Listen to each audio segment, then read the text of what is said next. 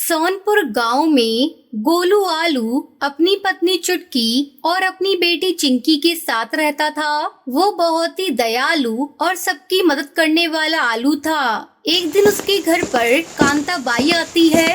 गोलू आलू, मेरी बेटी गांव के पास वाले कुएं में गिर गई है, तुम जरा उसे बचा लो, तुम्हें भगवान का वास्ता। गोलू आलू कांता बाई के साथ कुएं के पास जाता है और उस कुएं में उसकी बेटी को बचाने के लिए कूद जाता है। काफी देर बाद क्या हुआ? मेरी बेटी कहाँ है? कितनी देर हो गई है, गोलू आलू भी नजर नहीं आ रहा है। तभी उसे गोलू आलू की लाश दिखाई देती है। ये क्या हुआ? मेरी बच्ची को बचाने की वजह से गोलू आलू मर गया। चुटकी, चिंकी, जल्दी यहाँ देखो, गोलू आलू मर गया। जब ये बात चुटकी और चिंकी को पता चलती है, वो रोने लगती है।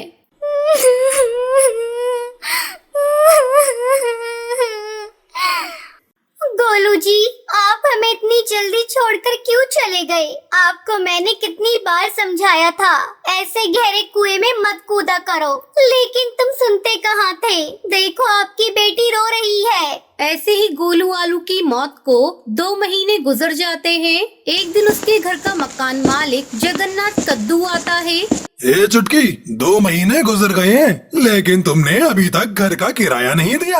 आज ही मेरा घर खाली कर दो, समझी तुम? जगन्नाथ कद्दू, मेरे पास पैसे नहीं है। गोलू आलू की मौत के बाद हम बहुत अकेली हो गए हैं। जब मुझे कुछ काम मिल जाएगा, मैं तुम्हें पैसे दे दूंगी। जगन्नाथ कद्दू चुटकी की एक भी नहीं सुनता और उसका सारा सामान निकाल कर बाहर फेंक देता है। चुटकी रोती हुई चिंकी के साथ गांव में भटकती रहती है। माँ, बहुत तेज भूख लग रही है, कब तक हम ऐसे चलते रहेंगे? बेटा मैं क्या करूँ? तू जानती है मेरे हालात कैसे हैं। सर छुपाने की जगह तक नहीं है। तभी वहाँ पर लालू टमाटर आता है। सुनो चुटकी, अगर तुम बुरा ना मानो तो मेरे घर के सामने एक शौचालय है। अगर तुम उसमें रहना चाहती हो तो रह सकती हो, जब तक मैं तुम्हारे लिए नए घर का इंतजाम कर दूंगा। धन्यवाद लालू टमाटर, मैं रहने को तैयार हूँ। मुझे बस सर छुपाने की जगह चाहिए। अब चुटकी अपने साथ चिंकी को लेकर उस शौचालय में रहने लगती है। वो उसे अपना आशियाना बना लेती है। माँ, कब तक हम इस शौचालय में रहेंगे? मेरा दम घुटता है माँ। बेटा, जल्दी ही हम अपने नए घर में जाएंगे, बस मुझे काम मिल जाए। ऐसे ही काफी साल गुजर जाते हैं। अब चुटकी आलू मेहनत करके अपना नया घर बना लेती है और शौचालय को खाली कर देती है। तो ये थी आज की कहानी। क्या आपको पता है गोलू आलू की मौत कैसे होती है? अगर आपको पता है तो आप हमें कमेंट करके जरूर बताएं।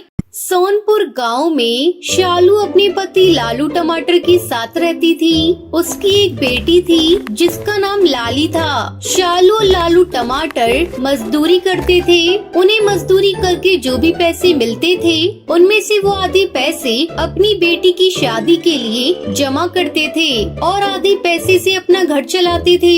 समय गुजरता रहा और लाली बड़ी हो गई। एक दिन शालू अपने पति लालू टमाटर से कहती है, देखिए जी, अपनी लाली अब बड़ी हो गई है। बिरादरी में कोई अच्छा वर्ड ढूंढना शुरू कर दो और अपने सगे संबंधियों में भी ये बात बता दो कि हम अपनी बेटी की शादी करना चाहते हैं। अगर उनकी नजर में कोई योग्य वर हो तो हमें बताएं। अगर हम लोग किसी को कुछ नहीं बताएंगे तो उन्हें कैसे पता चलेगा कि हम अपनी बेटिया लाली की शादी करना चाहते हैं? शालू, तुम बात तो सही कह रही हो, लेकिन अभी हमारे पास इतने पैसे नहीं हैं कि हम अपनी बेटी लाली की शादी धूमधाम से कर सकें, और दहेज भी तो देना होगा। इतना सब कुछ कैसे होगा? लाली के पापा, इस तरह हम लोग अपनी बेटी को कब तक घर बिठा कर रखेंगे? कुछ तो करना ही होगा। तुम ऐसा करो, साहूकार गजोदर कद्दू से जाकर कुछ पैसे उधार लाओ। धीरे धीरे हम लोग उसको उधार चुका देंगे। ठीक है लाली की माँ, मैं कल ही जाकर गजोदर कद्दू से बात करता हूँ। लालू टमाटर शालू की बातों में अपनी सहमति जताता है और अगले दिन साहूकार गजोधर कद्दू के पास जाता है।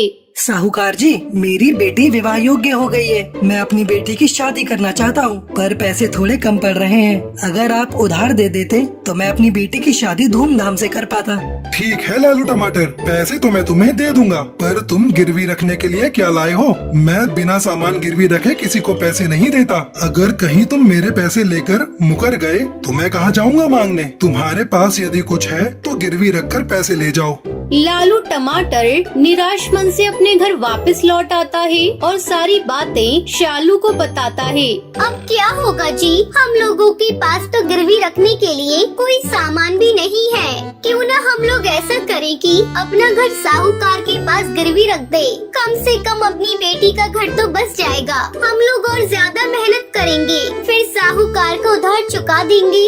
अगले दिन लालू टमाटर अपना घर साहूकार के पास गिरवी रखकर पैसे ले आता है। फिर लाली के लिए अच्छा रिश्ता ढूंढने लगता है। जल्दी ही लाली टमाटर की शादी गोलू आलू से तय हो जाती है। गोलू आलू और लाली टमाटर की शादी में लालू टमाटर बहुत अच्छे इंतजाम करता है और लाली की दहेज में बहुत सारा सामान देता है। धूमधाम से लाली की शादी गोलू आलू से हो जाती है और खुशी खुशी लाली टमाटर अपने ससुराल चली जाती है। लाली टमाटर के ससुराल जाने के बाद शालू टमाटर और लालू टमाटर बात कर रहे थे। देख रही हो जी, लाली के चले जाने के बाद अपना घर कितना सूना लग रहा है। भगवान करे लाली अपने ससुराल में खुशी खुशी बस जाए।